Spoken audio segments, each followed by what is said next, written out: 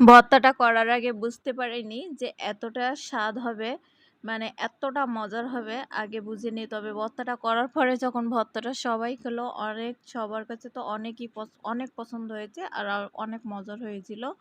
Hello everyone, আসসালামু আলাইকুম। কেমন আছেন সবাই? Welcome back to my channel. যারা আমার চ্যানেলে সাবস্ক্রাইব করে রেখেছেন তাদেরকে অসংখ্য ধন্যবাদ। আর যারা এখনও সাবস্ক্রাইব করেননি প্লিজ একটা সাবস্ক্রাইব করে দেন, আর বেশি বেশি করে শেয়ার করে দেবেন যাতে অন্যরাও ভিডিওটা দেখতে পারে। তবে ভিডিওটা বেশি করেই শেয়ার করে দেবেন, আর একটা কমেন্ট করে জানাবেন যে কারা কারা এই ভর্তাটা পছন্দ করেন। তবে আপনারা যারা ভর্তাটা এখনও খাননি, তবে ভিডিওটা সম্পূর্ণ দেখে ভর্তাটা তৈরি করে নিতে পারেন। আর একবার হলেও বাসায় এটা ট্রাই করবেন, কারণ অনেক মজার একটা ভর্তা রেসিপি এটা। তো শুরুতে যেটা করব, আর এটা কিন্তু উপকরণই কম লাগবে।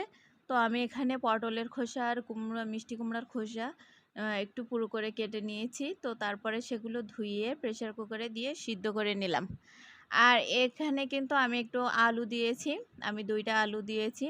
তো তারপরে আমি এগুলো পাটায় বা শিলে এগুলো ভালো করে বেটে নিচ্ছি। আর এগুলো আপনারা ব্লেন্ডারে বাটলে কিন্তু একটু পানি পানি হয়ে যাবে, সেক্ষেত্রে একটু পাটায় বা শিলে বেটে নেবেন, বেশি ভালো হবে। তো এই যে আমার ফিনিশিং করে বাটার পরে এই অবস্থা। এই পর্যায়ে এসে আমি ভর্তাটা উঠিয়ে নিচ্ছি।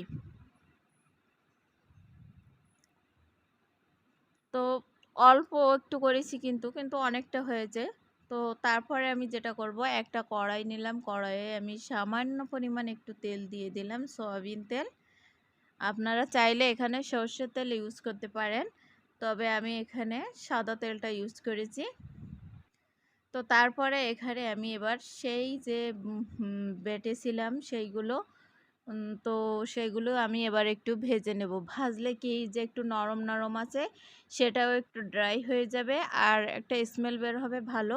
তবে এখানে আপনারা ঘি দিয়েও ভেজে নিতে পারেন। তো আমি একটু ভালো করে শুকনো শুকনো করে ভেজে নিয়েছি। আর তারপরে এখানে একটু হলুদ গুঁড়া দিয়েছি, দেখতে যাতে একটু সুন্দর লাগে এই জন্য। আমার কাছে একটু সাদা সাদা লাগছিল, তাই আমি হলুদ গুঁড়া দিয়ে দিলাম সামান্য পরিমাণে। তো ভাজা হয়ে গেলে এবার আমি ভর্তা করব। তো আমি এখানে কিছু কাঁচামরিচ ভেজে নিয়েছি। তো তারপরে লবণ, পেঁয়াজ মানে কাঁচা পেঁয়াজ দিয়ে আমি এটা ভর্তা করব। আর এক্সট্রা টেস্টের জন্য আমি এখানে ম্যাগি মশলা ইউজ করেছি। তবে হাতের কাছে যদি আপনাদের ম্যাগি মশলা না থাকে, তবে আপনারা একটু জিরা গুঁড়া ব্যবহার করতে পারেন এখানে। তো তারপরে দেখেন আমি ভর্তাটা তৈরি করে নিচ্ছি, আর এই যে শর্টকাটে ভর্তাটা হয়ে যাবে। আর সামান্য একটু সর্ষের তেল এখানে দিয়ে দেব, তারপরে কিন্তু ভর্তাটা আমার হয়ে যাবে। তবে এত ইজিলি একটা ভর্তার রেসিপি আপনারা কিন্তু যে কেউ করে নিতে পারবেন, আর বাসায় থাকা উপকরণ দিয়েই কিন্তু ভর্তাটা তৈরি করতে পারবেন, এক্সট্রা কোনো কিছুই লাগবে না। তবে এখন থেকে এই ভর্তাটা একবার খেয়ে দেখবেন, তারপরে না হয় কমেন্ট করবেন যে কেমন হয়েছে। তো আপনাদের জন্য নতুন নতুন ভিডিও নিয়ে আমি হাজির হব। তো চ্যানেলটা যারা এখনও সাবস্ক্রাইব করেননি, সাবস্ক্রাইব করে নেন দ্রুত।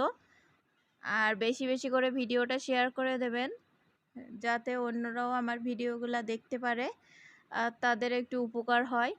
তো সেজন্য আর কি। তো এত সুন্দর একটা ভর্তা, এই ভর্তাটা কিন্তু যে কেউ বাসায় তৈরি করতে পারবেন। আর ইজিলি এত সুন্দর একটা ভর্তা কেন তৈরি করবেন না? তো অবশ্যই তৈরি করে খাবেন। আর চ্যানেলটা বেশি বেশি করে শেয়ার করে দেবেন। আল্লাহ হাফেজ।